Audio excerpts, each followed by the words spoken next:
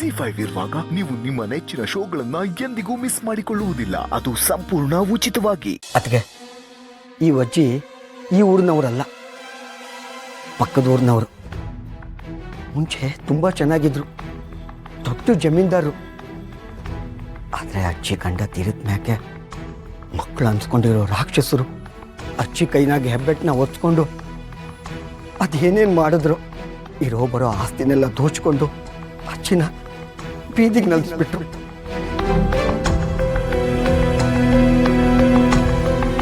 ಆಗ ಸಹಾಯಕ್ಕೆ ಬಂದವ್ರೆ ನಮ್ಮ ಅಣ್ಣ ಶಿವಣ್ಣ. ಆತಗೆ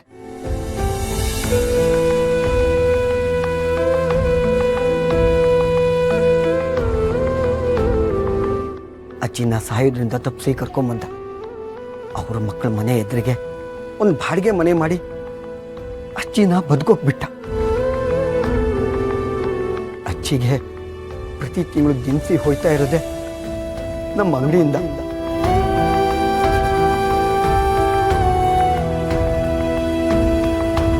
ಈ ವಿಷಯ ಇಲ್ಲಿವರೆಗೂ ಯಾರಿಗೂ ಗೊತ್ತಿರಲಿಲ್ಲ. ಅದಕ್ಕೆ ಅಣ್ಣನ ಹತ್ರ ದುಡ್ಡಿಲ್ಲ ಅಂದ್ರು ಸಾಲ ಮಾಡಿ ಅಜ್ಜಿಗೆ ತೊಂದರೆ ಆಗದೆ ಇರೋ ಹಾಗೆ ನೋಡ್ಕೊಂಡ.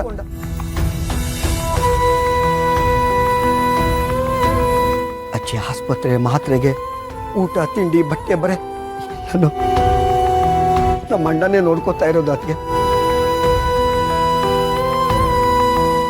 ಇತ್ತೀಚೆಗೆ ಅಜ್ಜಿಗೆ ಕಣ್ಣಿಗೆ ಪೊರೆ ಬಂದು ಕಣ್ಣು ಕಾಣಿಸ್ದಂಗಾಯ್ತು.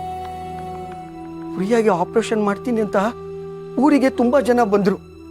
ಆದ್ರೆ ಪ್ಯಾಟೆಗೆ ಕರ್ಕೊಂಡೋಗಿ ಖರ್ಚು ಮಾಡಿ ಆಪರೇಷನ್ ಮಾಡಿಸ್ಕೊಂಡ್ ಬಂದವರು ಯಾರು? ಅದಕ್ಕೆ ನಮ್ಮ ಅಣ್ಣ ಶಿವಣ್ಣ. ಅದಕ್ಕೆ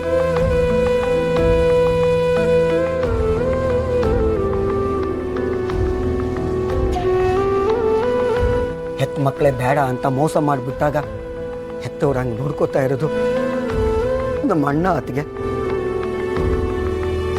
ಈ ಅಜ್ಜಿ ಮನೆಗೆ ಬಂದರು.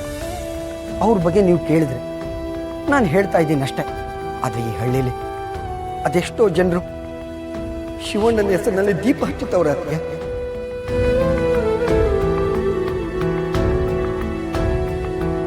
ಆದರೆ ನಮ್ಮಣ್ಣ ಇವರಿಗೆ ಸಹಾಯ ಮಾಡಿದ್ದೀನಿ ಅಂತ ಯಾರಿಗೂ ಹೇಳಲ್ಲ. ಸಹಾಯ ತಗೊಂಡವರು ಹೇಳಂಗಿಲ್ಲ.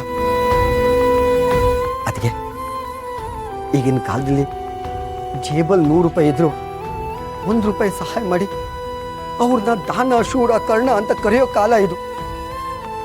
ಅಂಥದ್ರಾಗೆ 1 ರೂಪಾಯಿ ಇಲ್ಲಾಂದ್ರು 100 ರೂಪಾಯಿ ಸಾಲ ಮಾಡಿ ಅವ್ರಿಗೆ ಸಹಾಯ ಮಾಡ್ತಾನಲ್ಲ ನಮ್ಮ ಅಣ್ಣ. ಅವನಿಗೇನು ಹೇಳಬೇಕು ನೀವೇ ಹೇಳಿ. ಅದಕ್ಕೆ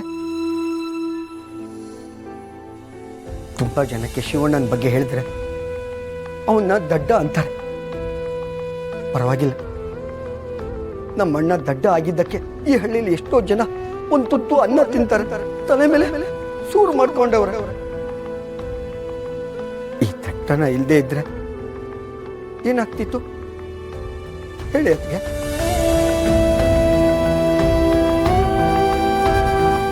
ಅದಕ್ಕೆ ನಾನು ಒಂದು ಮಾತು ಹೇಳ್ತೀನಿ ಕೇಳಿ. ನನಗೆ ಪ್ರಪಂಚದ ಜ್ಞಾನ ಇಲ್ಲ. ಅಕ್ಷರನ ಕೂಡಿಸ್ಕೊಂಡು ಪೇಪರ್ ಓದಕ್ಕೆ ಬರ್ತದೆ. ಆದರೂ ನಾನು ಜೀವನದಲ್ಲಿ ದೊಡ್ಡ ಸಾಧನೆ ಮಾಡಿದ್ದೀನಿ. ಅದಕ್ಕೆ ಆ ಸಾಧನೆ ಯಾವುದು ಗೊತ್ತಾ? ನಮ್ಮ ಅಣ್ಣ ಶಿವಣ್ಣನ ಜೊತೆ ಕೆಲಸ ಮಾಡ್ತಾ ಇರೋದೇ ನನ್ನ ಜೀವನದ ದೊಡ್ಡ ಸಾಧನೆ. ಅದಕ್ಕೆ ಜಿ5 ಆಪ್ ಡೌನ್ಲೋಡ್ ಮಾಡಿ ಎಲ್ಲಾ ಸಂಚಿಕೆಗಳನ್ನು ಸಂಪೂರ್ಣ ಉಚಿತವಾಗಿ ನೋಡಿ.